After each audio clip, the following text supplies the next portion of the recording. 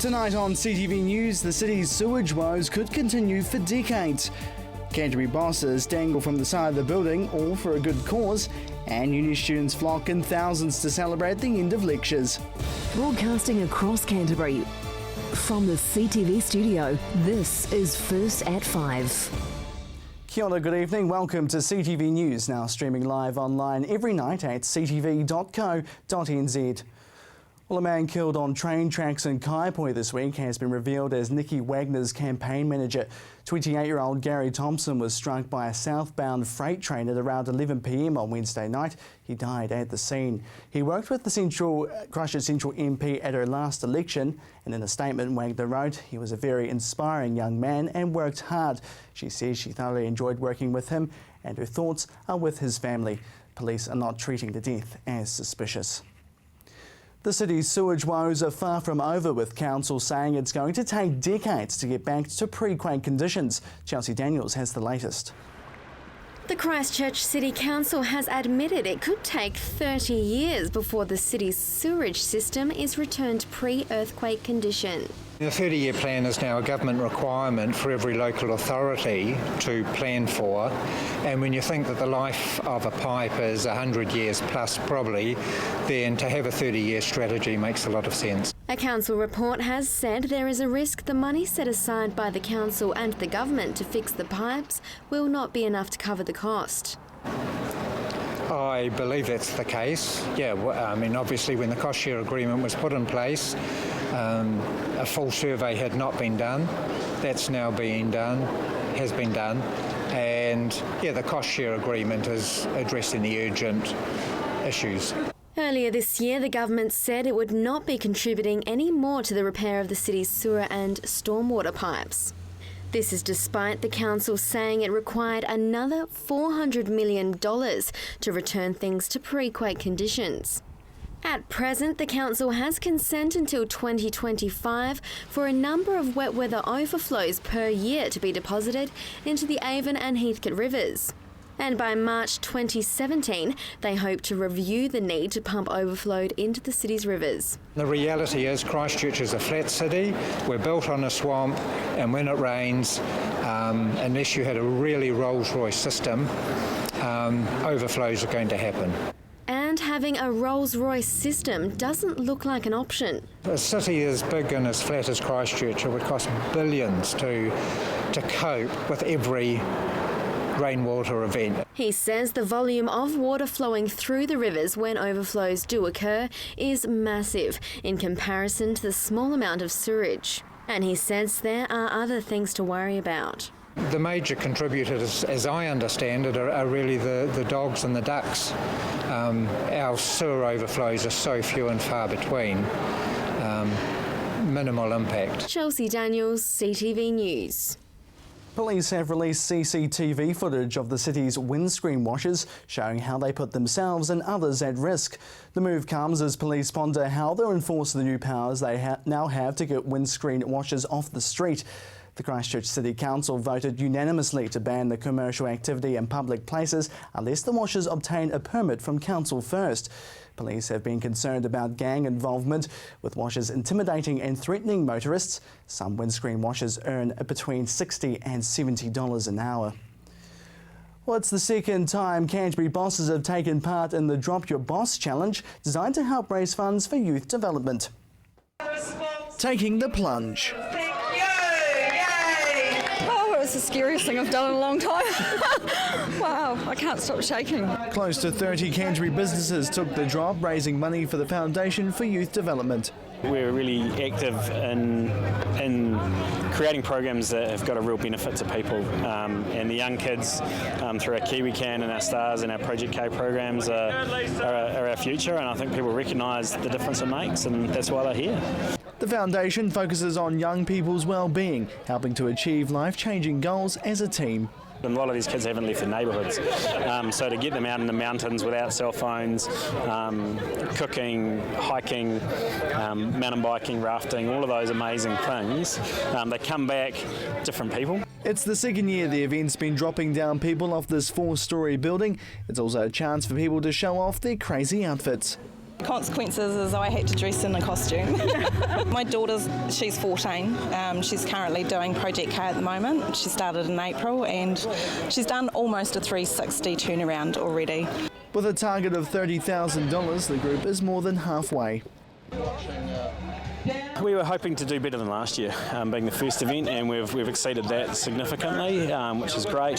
So we're still about 7,000 away from where we would really love to be. That would be our ultimate goal. It was a bit of an adrenaline buzz. It took me a wee while to get down. I was pretty scared. I'm really scared of heights. Just kind of got to get over it, I suppose. Sort of part of people putting themselves out there, and I think they get a bit of a taste of what some of our kids get to face and the challenges that they've got, and it's a good sign of leadership for those Canterbury bosses to get in there and get it done. But it won't be the last time for some. I'd do it again. Yep, for the right cause. If it was higher, I don't know. It's said to be back next year, so you might be able to convince your boss to take the drop. Jared McCulloch, CTV News. Well, still to come here on CTV News, students celebrate the end of lectures.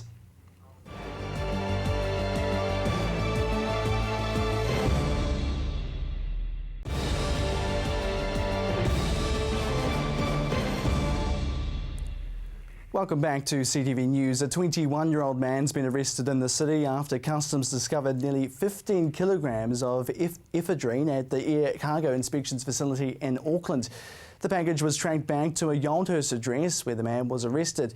The ephedrine could have made around 7 kilos of methamphetamine.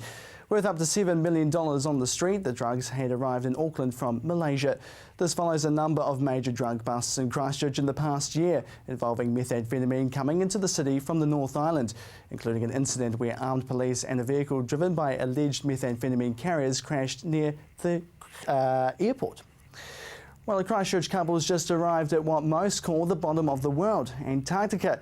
And it's not a flying visit, they're staying for a whole year. Annabelle Garwood caught up with the lucky pair before they took off. Beyond these doors, it's bone-chilling, but beautiful. For Christine Powell and husband Anthony behind the camera, it's their dream destination. The pair met and married in Antarctica. Between them, they've spent nearly 200 months of their lives on the Earth's coldest continent. After spending so much time doing what we do, and having spent so many years down there, it's like, you live your life outside of the ice, and then as you prepare for the ice, the excitement builds. Now they're packing up their South Shore home again. Everything they need for a whole year needs to be sorted, but not everyone gets to come. All New Zealanders heading down to the ice hire special clothing from the Antarctic Club store. There's lots to take. Around 300 people every year walk down these aisles to get themselves kitted up before they head to Antarctica. And they need to get jackets like these, some that cost around $1,000 each. But you need them, especially when it gets down to minus 60 degrees. That's a climate these two have certainly warmed to. The first time you go to Antarctica is for the adventure, and the second time you go is for the money, and the third time you go because you don't belong anywhere else. Christine's gone from washing dishes to finance and admin roles, and Anthony's filmed documentaries on the ice. This time, Christine will work as a cargo coordinator over the summer at America's McMurdo Station, while Anthony will be working on multiple filming projects, including a TV series for National Geographic. His 2013 documentary Antarctica, A Year on Ice, that took 10 years to make, has won countless awards all over the world. He even makes his own motion control systems for his cameras. So this is the one that I put together for doing real-time panning for the camera in the cold, so I don't have to deal with the head freezing up. With that kit stowed aboard a US Air Force C-17 Globemaster, the Powell's latest Antarctic adventure has begun. Annabelle Garwood, CTV News. Excitement for tertiary students today celebrating their annual end of lectures events. There were reports of a few complaints this morning regarding the tea and garden parties hosted by Canterbury and Lincoln universities, but the organisers say they were running smoothly this afternoon. Well, now let's check out what's been happening in your neighbourhood with Andrew King in the newsroom.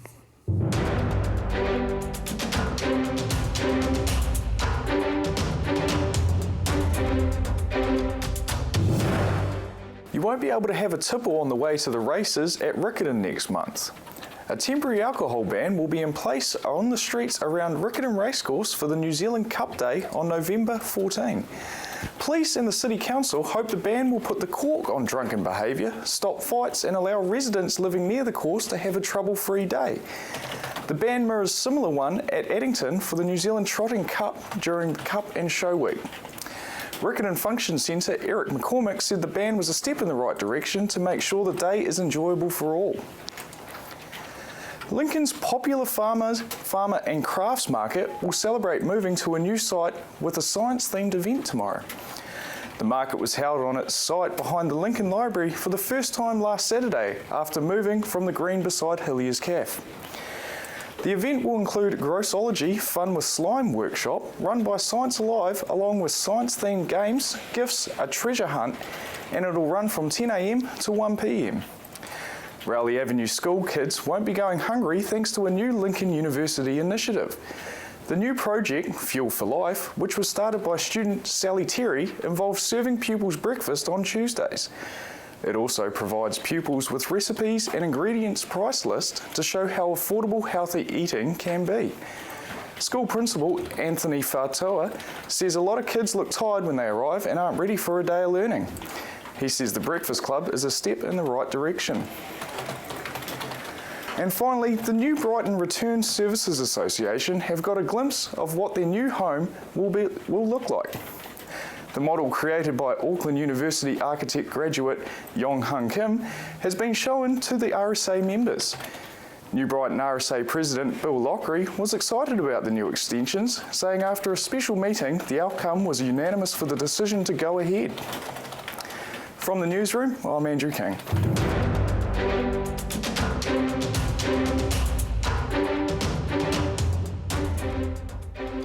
Thanks for that, Andrew. We'll still to come here on CTV News, Sport and your region's weather forecast.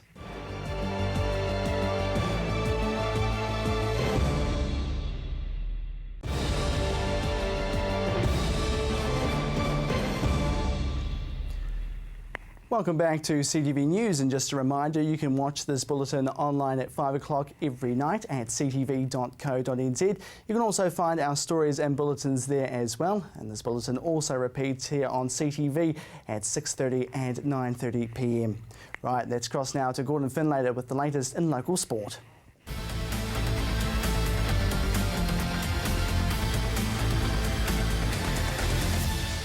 Well, it's a massive weekend for sport with a trio of big finals in the space of 24 hours.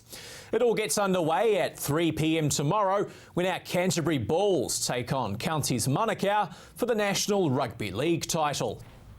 The Bulls had their last hit out in Christchurch last night before they head north for the big match at Mount Smart Stadium. Really good on Tuesday, like they were, glad to get over the hurdle last weekend and get back to, we had a really good pool session on Sunday morning, which was compulsory. So they've been really good this week, a few jokes, but when it got time to get out on the field, they applied themselves really well. So I think come Saturday they'll be ready to go. With a squad featuring plenty of depth, hungry for a grand final, coach Daryl Code had to make the tough calls around team selection. It's always hard as a coach because I know what it's like when I was playing myself, to get that last hurdle and you don't make the cut. It is really tough. But the guys that I talked to on Tuesday night before I named the side were really positive, and I guess that's all you can take, that they stay positive and they're here again tonight. So this shows what the team's about really to me, that they want to be part of it still and enjoy the ride. Canterbury's only loss of the season came against Counties a fortnight ago, adding extra fuel to the already burning fire. The Bulls will also be out to prove that last year's title wasn't a fluke after the player eligibility controversy that surrounded 2014's premiership. We don't want them thinking that we got on there in false pretences. We want to get up there and show them that we did deserve to be in that final last year, and nothing's going to be sweeter than beating them this week on their home soil. We've probably shut up half the critics already by being in the grand final again, and to get the win would be the ultimate, expect to be back-to-back titles. And while tomorrow's game will see counties holding home advantage, the Bulls believe that will count for nothing come kickoff. Nothing better as a prop forward and leading the way that, I'm running out there and they're giving me plenty. That gives me more fire to play well. But it'd be good to play at home too, getting our crowd behind us. But, unfortunately we're away. So I'm quite looking forward to the abuse that I'm going to be getting on the field and running out. It's going to be great. I suppose because they're an Auckland side, they think they should be favourites. And TAB, like I say, obviously thinks that, so let them have that tag and let them see them run with their tails between their legs this time tomorrow, Sunday afternoon. Tomorrow's grand final at Mount Smart kicks off at 3 p.m. Well, to Union now, and before the All Blacks quarter-final on Sunday morning, local rugby fans will be on Canterbury duties, cheering on the Red and Blacks when they take on Taranaki at AMI Stadium. In preparation, the team had a special guest at training yesterday with the province's oldest rugby servant, proving he's still as keen as ever on the game. Ken Baker played 9 games for the Red and Blacks between 1946 and 1947. Baker casted his knowledgeable eye over Canterbury at training as they prepare for tomorrow's semi-final. He was then gifted a new Canterbury rugby tie by the Union's CEO, Hamish Riak. Baker was a lock in his playing day and took part in a Ranfurly Shield challenge against Southland, as well as playing against a touring Australian team. At 94, there's no slowing down this Canterbury legend. We were past it now, but I do come along and watch, but I don't take a part. Canterbury coach Scott Robertson has named his starting 15 for tomorrow, and a couple of key players return for the do-or-die match. Matt Todd will start at 7 after a rest last week, while Tom Taylor also returns to the 15 at fullback. Patrick Osborne is still unavailable due to injury, meaning that Marshall Suckling and Johnny McNichol occupy the wings. Tomorrow's game kicks off at 5:05 from AMI Stadium. And finally tonight, Avonhead Park was paid a very special visit yesterday from the go-to man when it comes to baseball fields. So what exactly was one of the most influential men in the sport doing in town? Murray Cook may not be a name that rings a bell to those at home, but when it comes to baseball fields, it's fair to say he's kind of a big deal. He is the go-to guy for fields worldwide. He's made every major baseball field in the world for the last 25 years. He is the consultant. It's like getting President Obama down here.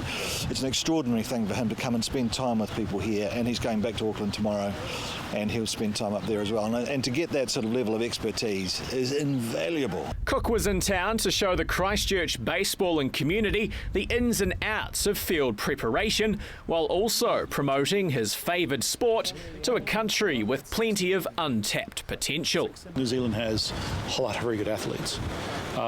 We've seen that in other countries around the world, in Dominican Republic, for example, where MLB's got a tremendous amount of exposure and academies and programs. It's a very small island, but what they put out. You look at Major League Baseball and professional baseball. Over 50% of the players playing professional baseball now are from other countries, not from the U.S.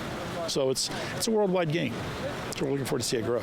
And for that growth to occur, it's fields like this one at Avonhead Park that will end up assisting our future stars. Before all that happens, we've got to have a place to play, and that's what we're trying to do now. We have to get fields up and running. We want them to be safe so kids they don't get hurt, and establishing those early development programs will pay off in the long run. Build it and they will come. That's the philosophy for the growth of this internationally renowned sport in New Zealand. Oh, the amazing thing about baseball in New Zealand is that we've got people who are remarkably good at it. We've got guys up on scholarship in the States. We've got plenty of Kiwis coming on board. It's an incredibly fast-growing sport. In 6 years, we've gone from 600 players to 6,000. It's growing all the time. Just today, we've learned that the numbers of players in Canterbury alone will double as of an agreement that was talked over today. Here's hoping this new field will prove the pathway for many future Canterbury baseballers. Well, you're up to date with the latest in local sport. I'm Gordon Findlater for CTV Sport.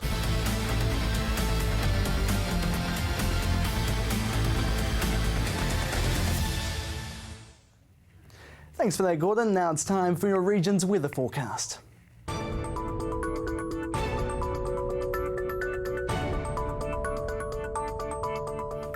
Good evening, Canterbury. Well, plenty of sunshine out there today and blustery northwesterly winds, particularly for inland exposed places. Today's highs first though, 23 for you Timaru and 22 for Waimate, 20 degrees for Twizel. Central Canterbury, 22 is a bit of a trend for Christchurch, Akaroa and Leeston, 21 for Darfield and Methven and 23 there, warm for Ashburton. Heading further north, Kaikoura, you're actually a little bit cooler today on 19 degrees, 20 there for Cheviot, 22 for Amberley, Rangiora, Culverden and Hanna Springs and 21 for Oxford. Over to the Alpine region, 16 degrees today for Mount Cook and Lake Tekapo. Now tomorrow we are seeing a front coming through in the morning, southwesterly change for you Timaru, a few showers there but that should be clearing up later on and 15 degrees for your high. Ashburton, same thing for you, starts off fine with high cloud, then that showers comes through with a southwesterly, that clears in the afternoon and evening and 15 degrees for you. Christchurch, your high is 16, but you're also seeing those southwesterly winds come through, fine later on though, and 6 for the overnight low. Kaikoura, your overnight low is 8 degrees and 19 for your high during the day, but again you're seeing that southwesterly, but those rain showers should be clearing up in the afternoon and evening. Now looking to South Canterbury, tomorrow you're also seeing that southwesterly change, but it should be hopefully gone by the afternoon. Central Canterbury, 16 is the high there for Akaroa, but 22 for you Darfield. Again though, a southwesterly change for most places here. Darfield, you might miss the rain though. Heading further north, you guys could also see a few showers in the morning. However, afternoon and evening are looking nice and dry, and we are seeing quite warm temperatures for Culverden on 20 there. Over to the Alpine region, 9 degrees for you Arthur's Pass with westerly winds and could be a few showers coming your way as well. Looking ahead to Sunday, we're expecting quite a nice day. Could be a few showers first up, spill over from the west, and there could be a few showers in the evening for Christchurch and Kaikoura as we're seeing another southwesterly come through. On Monday though, sunshine everywhere, which is looking really nice. 18 degrees for Christchurch and Timaru and 15 for you Kaikoura. So looking ahead for Sunday for the rest of the Canterbury region, these northwesterly winds, they could be quite blustery. Hold on to your hats, and we are seeing that rain come through for some places in the evening and potentially in the morning, particularly for North Canterbury. However, on Sunday, Arthur's Pass, watch that rain. On Monday, lovely sunshine again. Apart from you Arthur's Pass, you're the unlucky one with heavy falls coming your way. So over the next few days we are expecting those fronts to come through Saturday morning and Saturday evening, maybe also some showers in the morning on Sunday there. So I hope you all have a wonderful weekend and we'll see you back here on Monday.